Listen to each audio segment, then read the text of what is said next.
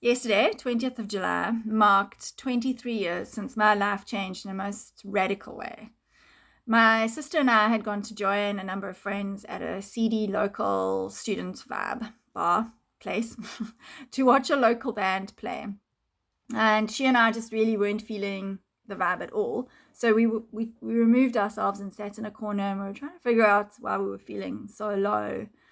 Out of the blue, a friend contacted us, a close family friend, to find out where we were. We were really excited that he was going to be joining us, but really confused when he arrived, as we could feel that something was off, and he seemed a bit serious.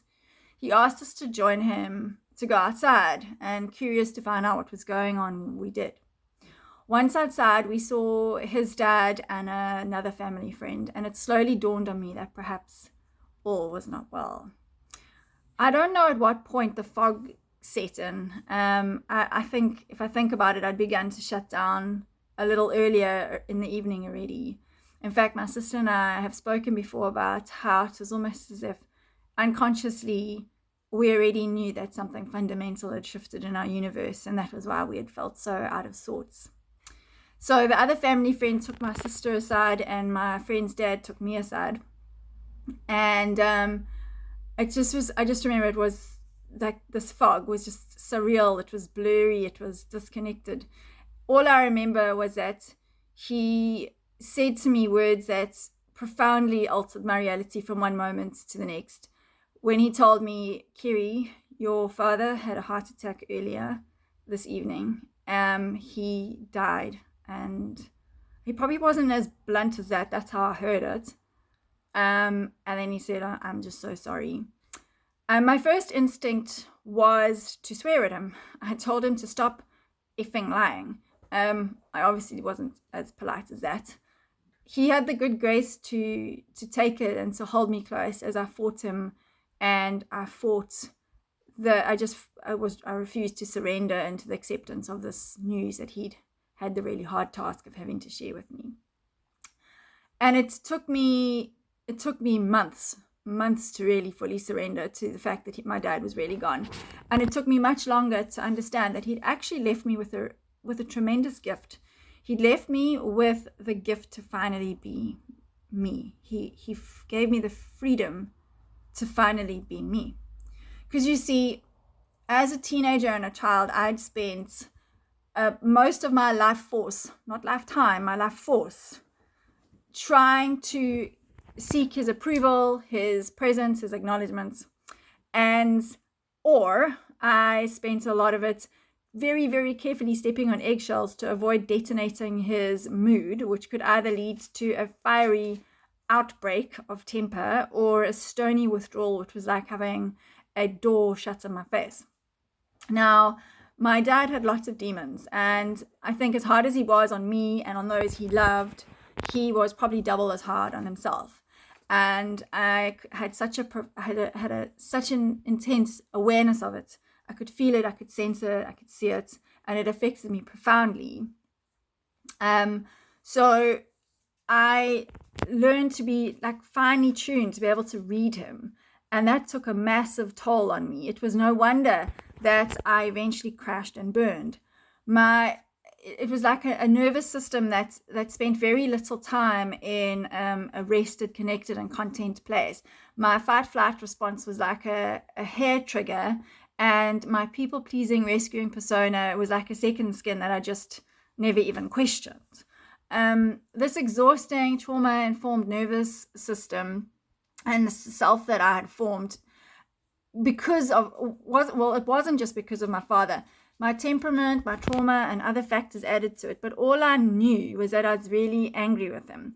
And I never understood why, and I never let myself go there, because to have done that I would have risked triggering his temper further, or he would have just withdrawn further. So when he died, I was set free to finally have a look at this anger and to explore all that was lying in the shadows behind what I'd spent so much of my life force and energy on trying to avoid. I finally started to also feel the anger.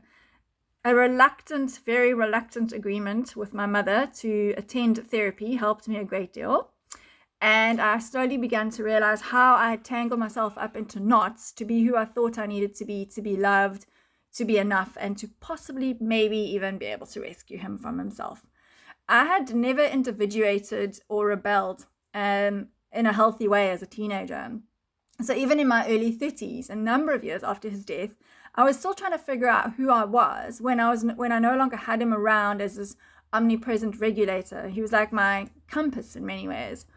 But the false parts of me slowly became clearer and began to fall away as I felt safe enough to be my true self with him gone. After all, I no longer had to risk the possibility of losing him or risk the possibility, and I couldn't save him. So there was nothing to lose.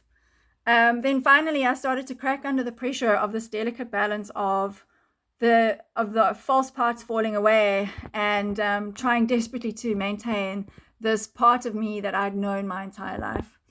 It was only through my experience of burnout and adrenal fatigue that I finally realized how far I'd strayed from my truth and how much of a toll that gap between my true self and my false self had caused dysregulation in my nervous system, and what a toll had taken on my body and my well-being. From there, the journey towards my truth and towards my health was amplified, and I'm a profoundly different person to who I was 23 years ago. I really don't think he'd recognize me, and I wish he was here to see it.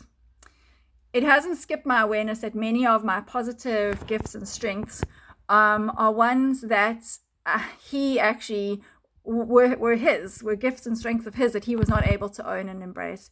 And I'm truly grateful for the gifts that he has passed on. I honestly believe that if he didn't die when he did, I would not be where I am today. Our survival depends so deeply on connection and acceptance, and it's crazy the extent to which we'll bend, blind, and abuse ourselves to receive that. Sometimes we need to be set free by the endings of these relationships to rediscover ourselves.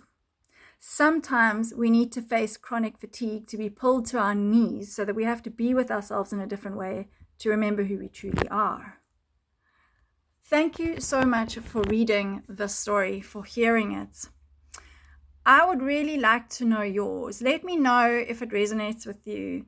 If you can resonate perhaps with this gap between who you are now and maybe a version of you that is actually your true self, that never felt safe to be expressed. And maybe it resonates with you that some nervous system dysregulation was caused because it didn't feel safe to be that true self. And for all of those who have lost loved ones, I just want to send you my deepest condolences and all my love. All right, take care, everyone. Goodbye.